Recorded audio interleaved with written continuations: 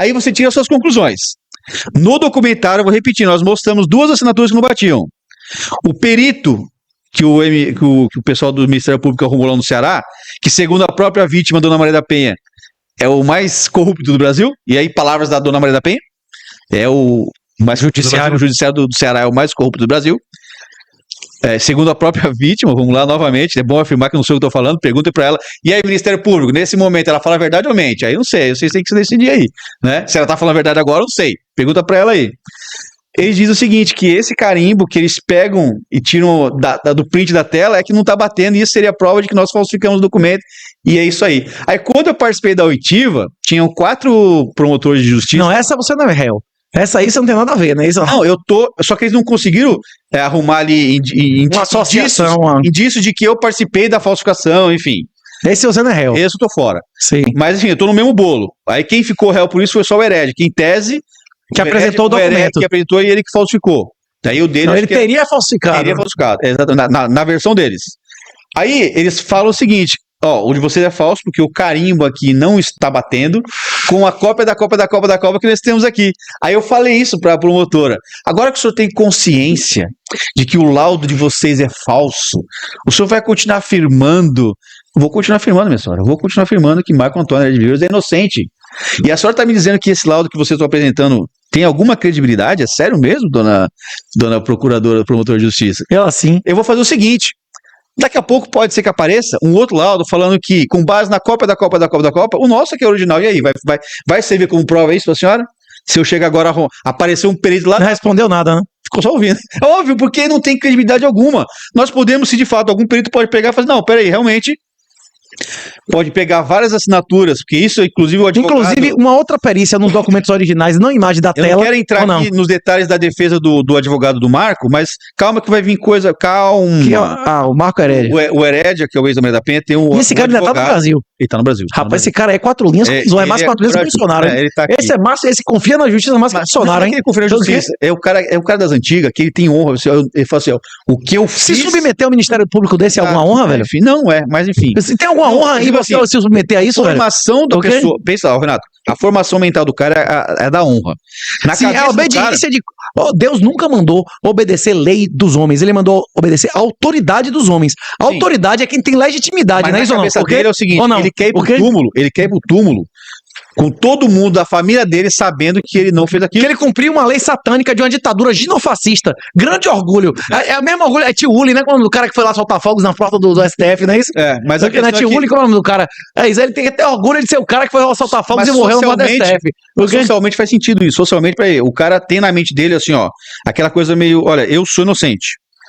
O Estado, é que, assim, existe uma credibilidade pública ainda do Estado. Nós estamos cagando Ministério Público, que não vai ser para público pariu, mas a maioria da população ainda tem aquela visão de que, olha, você é respeitado à medida do que você tem de credibilidade pública com o poder público.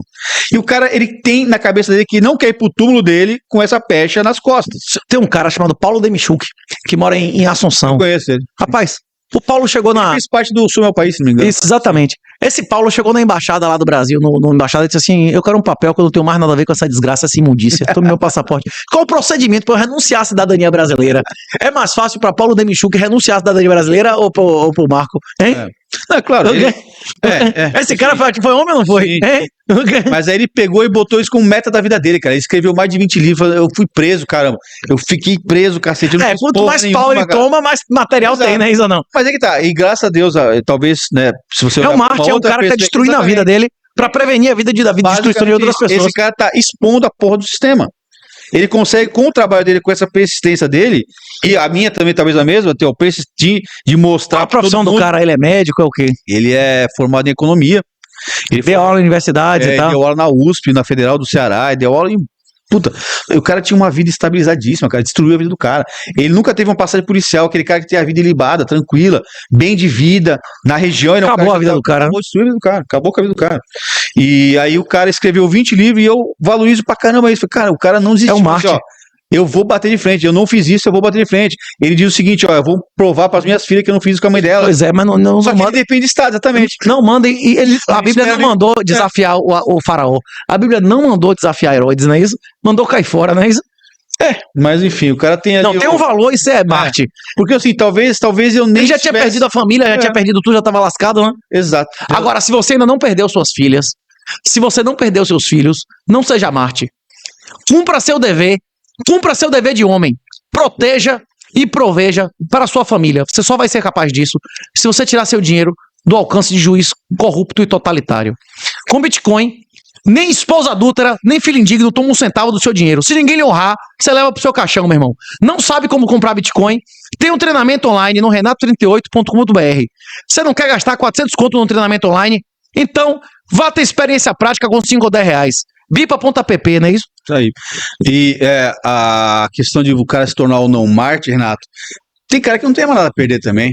Pois é. Não, já tomaram as filhas do cara, já tomaram a profissão do cara, já fizeram ele ser réu criminal, foragido, a zorra toda. É como eu, por exemplo, se eu for preso, se eu morrer, óbvio que você não quer, eu não quero, óbvio que eu não quero.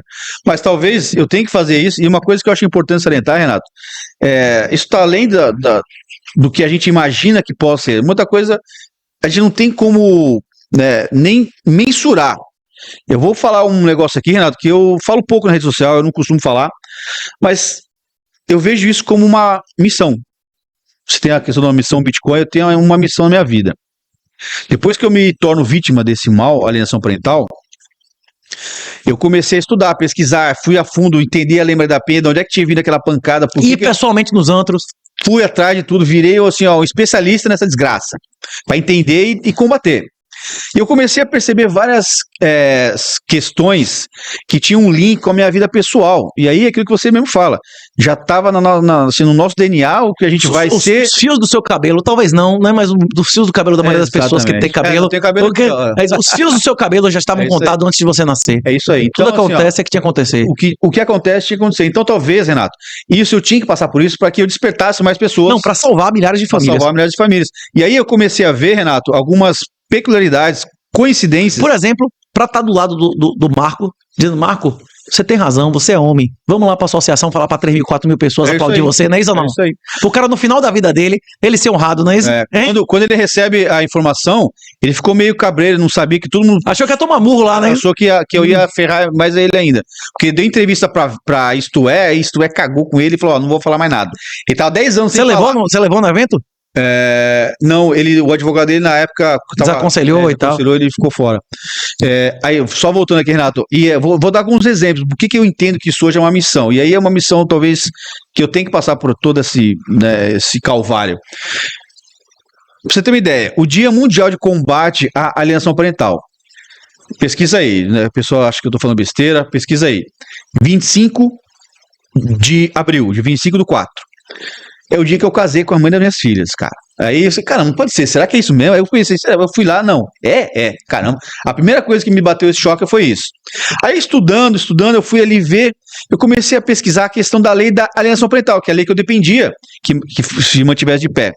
E tem protocolo dessa lei no Congresso Nacional, em comissão, dia 4 de fevereiro. 4 de fevereiro é o dia do meu aniversário. Pô, pesquisa aí, o pai vai estar mentindo, pesquisa. Pô, pesquisa. Não pode ser, pai. Aí, são sinais de Deus mesmo. Sinais de Deus. Aí, recentemente, o Instituto de Defesa dos Direitos do Homem. Nós demoramos, Renato, quase 2 anos para conseguir o CNPJ. Porque 4 cartórios negaram, tentamos em Brasília. Consideraram imoral, é isso? Eles alegavam que era imoral? Não, eles não alegavam, eles engavetavam, deixava quieto, deixava baixo. Prevaricava, sim. Eu acredito que chegava na mão de uma feminista, eu não vou botar meu carimbo no Instituto dos Homens, e engavetava. Conseguimos depois de quase 2 anos. Quem faz parte da diretoria desde o início, acompanhou, é testemunha disso. Suamos a camisa e conseguimos. Aí quando eu fui eu nem me toquei, deixei rolar. Aí quando eu fui abrir conta no banco para o Instituto, eu tive que imprimir a documentação e entregar. Aí eu fui ler a documentação. Aí eu acabei me dando conta de uma outra coincidência. A data da fundação do Instituto, que finalmente a gente conseguiu referendar, é dia 22 de abril, 22/4. Dia 22/4 é o dia que nasce a mãe das minhas filhas. Renato, é o dia que esse país nasce também. É Deus. Assim, ó, é o dia que 22. 3 é a confirmação, né? Exato.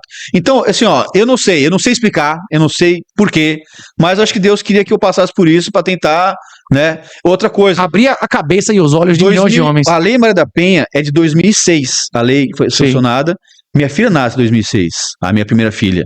A Lei da Alienação Parental foi sancionada em 2010. A outra. Rafinha nasce em 2010. É bizarro.